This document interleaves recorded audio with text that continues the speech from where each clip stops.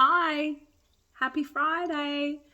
Sorry I'm a little bit late. I had a fair bit on yesterday and I just ran out of time, and then the kids were here last night, so it was a bit tricky to film because I need my space when I'm doing it. So I just decided to pull the pin and try and do one today. So here we are. The shoes. Let's go straight to the shoes. The shoes have arrived. They're white. They kind of look okay. I don't think they're probably what I would pick if I was choosing, but they're white. They look all right. I can get them on. I can get them off. And my orthotic hasn't arrived, but we've swapped the one out of my New Balance, and that's kind of worked. I tested them out today. Foot guy was really happy with my feet yesterday. He said it didn't take much to manipulate them back in again, which is what he's been doing for the last few weeks, but sometimes it takes quite a bit of time, and he did some needling again in my hamstring. So I was really happy with them. But today I've gone walking. Well, not really. I've been to the shops, and my foot is really, really sore. So I don't know if it's the shoe or if it's just how it's strapped this week. Because last week he strapped it and the strapping lasts for the whole week, and that made it really, really good. So I don't know. But anyway, my foot's really sore today, like really sore. And I've probably overdone it because I've walked around the shops even when it was sore. But, you know, I got a Christmas party to go to tomorrow and I needed to find something to wear. So priorities. Beauty is pain, as my Sammy says. Beauty is pain. So I didn't find something to wear, so I'm wearing something I bought the other day that I thought I might take back. But it got to the point where I was like, well, I just need to pull the pin here and go home. So that's what I've done. Had quite a bit on this week, caught up with, last week I was telling you my cousin was coming up from Tassie, so Marina was here. We had the most beautiful few days. It was really, really lovely. And we had a big family get together on the Saturday night, which was also really nice.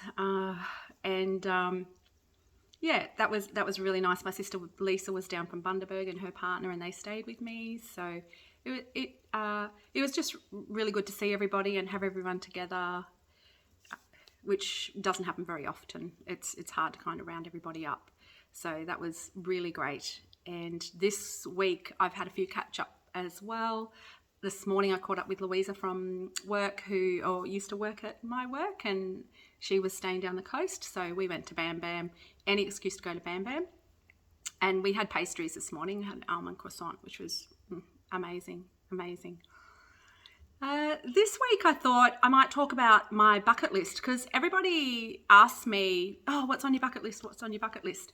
And the reason I've thought about it is because on TV this week I watched a show called 14 Peaks about this guy over in somewhere, the Himalayas or something, wanted to climb these 14 mountains in a specific period of time. But it got me thinking, because the sorts of holidays that I like,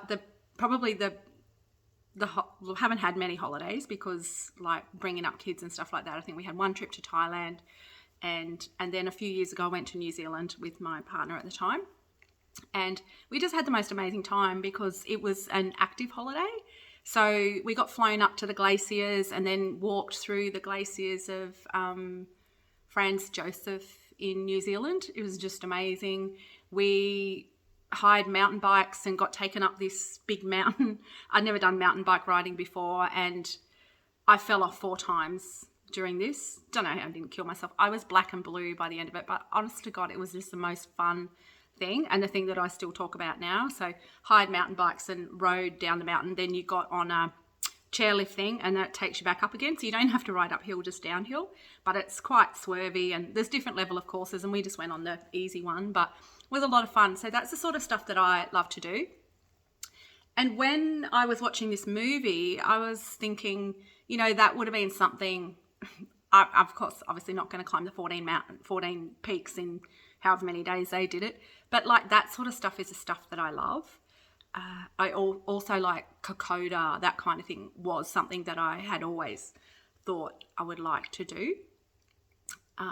So that they're probably, like, as I've said to people, I don't really have a bucket list because I feel like I've done most of the things that I've wanted to do, I've just done. And there are things like, you know, the half marathon. I've run 4 half marathons. I did Tough Mudder. There's just that sort of stuff to me is super fun, and I've loved all of those things. And now thinking about it, the one unfinished business thing that I do have is a full marathon that I've never done and I won't be able to do. Like, it's me having to say I won't be able to do that, where for me it's, if I want to do it, I've just done it. So I've always, like, if I get it in my head that I want to do something, I just make it happen. But now that I can't is actually a thing where I actually can't do that. Whether or not, if I had MND, I would ever do that, I don't know. It's only injuries that have stopped me doing it. But it is something that I'm never going to do now. And yeah, it did sort of make me think, like, looking at the mountains and how much fun that was when we did that, hiking through the glaciers. I won't be able to do those things now. So it really got me thinking about the bucket list. And as I've said to most people that have asked me, you know, my bucket list is just hang out with my friends and family. It's going to the coffee shop, you know, every day if I can, going to the beach as much as possible. And I am doing those things. And they're the things that I love and are important and probably don't seem that big a thing. But to me, they're things that make me happy. And my whole thing now is to do things to make me happy.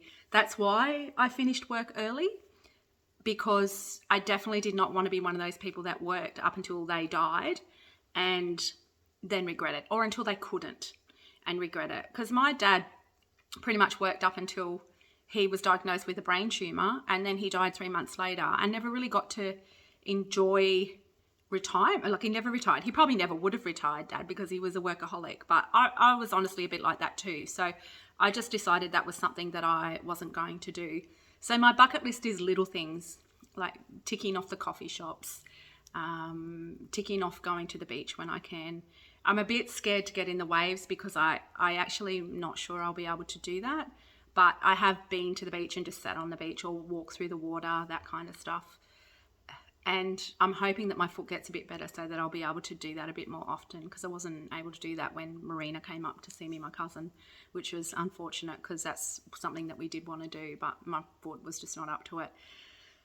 Yeah, so I don't know. I was just thinking about what would you do on your bucket list? If you got told you had a year to live, what would be the things that you wanted to do? And I guess what's stopping you doing it? Like, don't wait and be like me when you can't do it. I don't really have regrets because, like I said, if I really wanted to make something happen, I would have made it happen by now.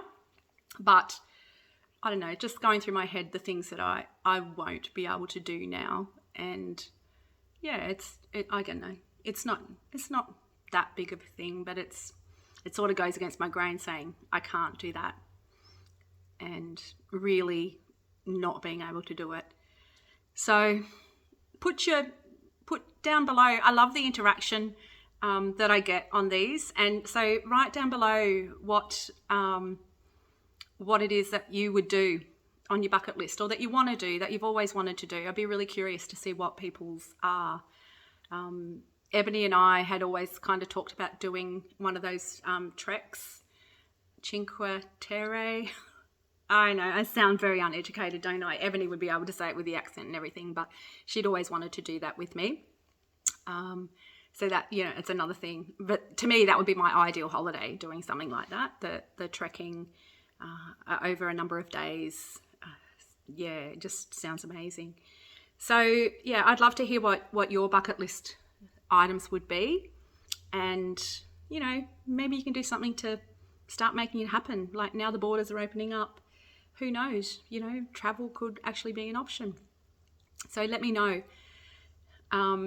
In other news, I'm heading to Melbourne next week.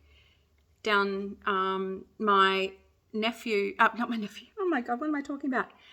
My Sammy is moving up, not this Saturday, next Saturday. And I don't think Sammy's going to get on the plane unless I go down and start sorting some things out. So I've been very clear that I won't be doing any, packing or anything like that, because physically I just wouldn't be able to do that. But I can go down and bark some orders and get things sorted. So I've had massive dramas with the removalists, just not being able to secure one, and over a week period, it went from 2,000 to 4,500 because every man and their dog are moving to Queensland.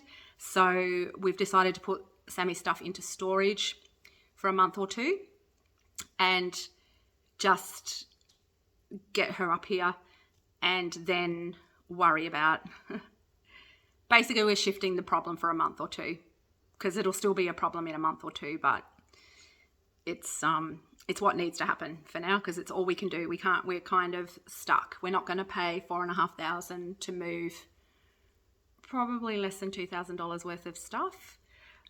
Sam does not want to get rid of it, and Sam is working full time as well, so they're just not going to have time to get rid of it, and they're quite attached to their things. So we just decided to put it into storage, move up here, can have some of my stuff, and if they're going to look for an apartment up here, but this probably takes a bit of pressure off to make that happen as quickly as well, and we can just pull some things from everybody's houses and make it happen until their stuff can come up. So I'm heading down to Melbourne on Tuesday and coming back on Saturday with Sammy, so that will be good. I'm really going to be very careful, masked up the whole time. Probably won't be wandering around too much either, because I won't be able to, but I just need to make sure over the next week that we don't contract COVID. I've said to Sammy, whatever you do not go out. You are not to go out. Didn't take my advice last night anyway, but if they've got COVID, that's it. Christmas is cancelled and we'll be stuck down there in quarantine, and probably their house will be rented out to somebody else and nothing in it, so God knows what will happen to us. But anyway, we will get up here, hopefully, before Christmas. So just going to have a little stint down there. But that might be nice too, because I think I might rest more down there because there's less to do, and I'm not organising things with people. I'll just be kind of staying home, I think. I'll pop out and get my coffee and then just rest. So... And then when Sammy comes home, bark some orders and get them to do their stuff. So that's next week. That's going to be, it'll be nice, and it will be exhausting. But, you just got to do what you got to do. It's Mum's job to sort them out and help them move. So we'll just do the best we can. I haven't really done much Christmas stuff. I don't know, it just seems chaotic, but nothing changes. I usually leave that to Christmas Eve anyway, so hopefully we we get there. I'm looking forward to Christmas this year. Most of my family will be here, and then Steph, my sister from Newcastle, who I haven't seen. I can't remember when I last saw her. Might have been Christmas time. Yeah, I think it was Christmas time. So she's booked to come up for a week or so after New Year. So I'm really looking forward to that. Most of her family will be coming with her and some partners and stuff. So that'll be really nice. And then if she'll stay as long as I need her to. So if I'm okay, she'll go home. If not, she'll hang out and help me for a bit longer. So yeah, I'm looking forward to seeing everyone over Christmas, which will be really nice. I did have an incident this week, where I went over to Ziggy, my son, who's Hayley's dad, and Hayley was there, and Hayley, we always say Hayley does hellos, she doesn't do goodbyes. So she comes up and she always gives you enormous hugs and runs for you, and it's really cute. So I've been saying, come on, let's go and sit down. You can hop on my knee and give me a cuddle. But it was kind of at the door, and I thought, I'll get down and just let her give me a cuddle because she's nanny. And she was showing me something, and so I got down and gave her a hug, and then I couldn't get back up again. And then, oh no, it was just awful. Ziggy was trying to help me up, and then I was scared I was going to fall. And so I ended up having to crawl over, through the door on my hands and knees, and he's got some steps upstairs, downstairs. So I crawled over to the steps and then kind of went up a couple of those and then was able to get myself up. But that was pretty shit, and it probably wasn't great for him to see because Ziggy likes to live in the land of denial. So that was a bit in his face as well, but a bit in mine too, because like, bloody hell, I couldn't even, like 6 months ago, I was doing burpees chest to ground and, you know, running a little bit. Yeah, I don't know, just kind of sucks. The deterioration is really like still happening. We're still ticking it off. So yeah, that was hard, and just so many things I'm gonna get skinny, I tell you, because I have these little shortbread biscuits that I bought, they're Christmas ones, and I put them in a little clip seal bag to keep them fresh. And then last night I go to open it up to have one. I can't even open a friggin' clip seal bag, you know, the little glad bag things, you know, sandwich bags. I couldn't even open that up.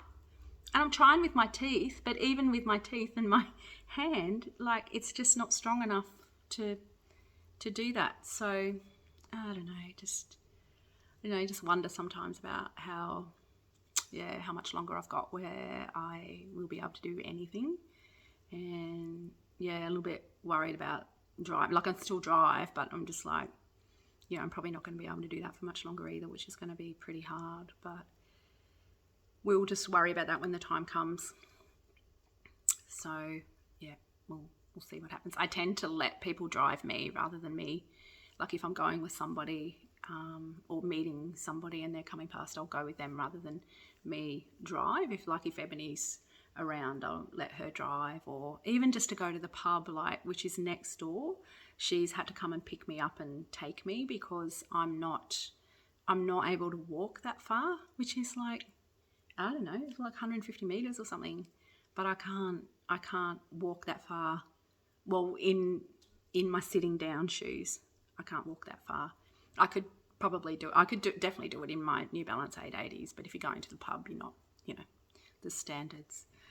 The other thing I did this week was voice banking with the speech therapist, which actually was a lot easier than what I thought it was going to be. They've got this great program where I spoke 50 of their phrases into the computer and they recorded it, and then 40 of mine. And thank you so much to everybody who gave me all my sayings. That was amazing, and it was actually just such a fun exercise. And this speech therapist was like, oh my God, you should start up your own Instagram page with all this stuff, like all my TEDisms.